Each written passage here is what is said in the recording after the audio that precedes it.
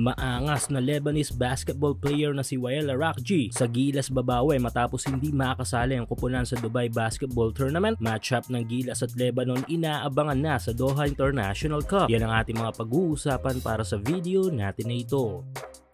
Wala na ang isang buwan ay muli na nating mapapanood ang pagbabalik aksyon ng ating national team na Gilas Pilipinas. Ito nga ay para sa third FIBA window. Dito ay muli nating makakalaban ng national team ng Chinese Taipei at ang malakas na team ng New Zealand na tinalo natin sa unang pagkakataon sa nakarang taon. Tiyak nagigil makabawi itong Tall Blacks sa Pilipinas dahil nga sa matinding kahihiyan na inaabot nila last November window. Pero tila pumapanig ang pagkakataon na makabawi sa mga ito dahil nga na-injury ang isa sa ating mga key players na si Kai Sotto. Though may mga posibleng mag-cover up sapat lang na mababakante ni Kai sa ating national squad, ay iba pa rin ang pagiging 7'3" agile bigs nito kung saan ay naging main reason kung bakit naging tila danger zone ng paint sa New Zealand sa huli nating paghaharap. Pero heto nga at susubok pa rin tayong makasurvive sa mga ito without Kai Sotto, kung kaya't kailangan natin ng puspusang paghahanda bago ang magaganap na mga laban. At ang isang way upang mas maging handa ang ating national team ay ang pagsali sa isang pocket tournament bago ang main match natin kontra sa Taipei at Tall Blacks. Kaya tutungo ang ating national squad upang sumali sa isang tournament na talaga magbibigay ng mabigat na warm-up game para sa atin. Ito nga yung second Doha International Cup, isang pocket tournament na kinabibilangan ng 4 na national team. Ito nga yung national team ng Qatar bilang host, Lebanon, Egypt at ang Pilipinas. Yes, dito ay makakaharap natin ang national team ng Lebanon na itunuturing nating mabigat na kalaban ngayon sa Asia dahil nga sa papangat na sistema ng mga ito.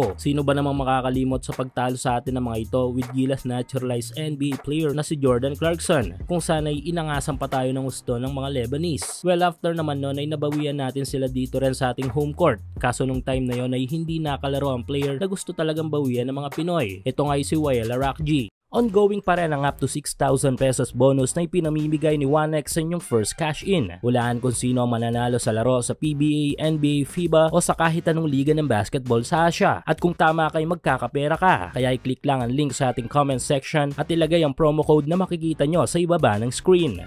Dahil dyan ay medyo matagal-tagal na ring panahon na hindi nakakatikim ng Pinoy competition si Wael. At sa huling pagharap natin ay hindi pa natin nagamit sa Gilas ang sistema ni Coach Tim Cone. Samantala sa part naman ni Wael Arakji ay isang opportunity ito upang makabawi pa rin sa Pilipinas. Dahil nga hindi nakasama ang ball club nito na Al Riyadi sa Dubai Basketball Tournament. Kumbaga dito na lang ibubuhos ang kanyang dapat gigil sa Dubai. Though successful na sa game, nito lang ay medyo hindi maganda ang simula ng taon para sa basketball progress ni Arakji. Matapos kasing sibakin nito sa newly built team sa EuroLeague na BC Dubai ay hindi naman nakasali ang team niya sa Dubai Tournament dahil nga sa kakulangan sa preparasyon. Sa ngayon ay ang laban ng Gilas Pilipinas at Lebanon ang inaabangan sa tournament na ito. Pareho kasing kabilang sa mga kupunan sa Asia ang Gilas at Lebanon na may mataas na performance sa kanilang previous year. Pero ano nga ba ang asahan ng Lebanon sa Gilas ngayon kung ikukumpara sa huli nilang paghaharap? Well, alam naman nating lahat kung ano ang tangan na magandang progreso ng ating national team ngayon in terms of team development. Under Coach Tim Cone nagawa lang naman nating posible ang ilang laban na imposible natin noon na may panalo. Hindi nga yan maitatanggi dahil marami tayong resibo online. Kinambak ang China sa kanilang mismong baluarte at makuha ang kampyonato. Tinalo ang rank number 6 na team sa mundo na Latvia sa kanilang mismong baluarte din. Ilaglag sa semis ang Georgia at pahirapan ng Olympic team ng Brazil. At nito lang ay talunan ng top number 2 team sa Asia ng New Zealand. Kaya sa tingin ko ay magiging mahirap para sa atin. Ang tapatang ito ay tiyak na mas magiging mahirap para sa Lebanon. Abangan natin ang tapatan na yan ng Gilas at Lebanon sa Feb 16 para sa second Doha International Cup.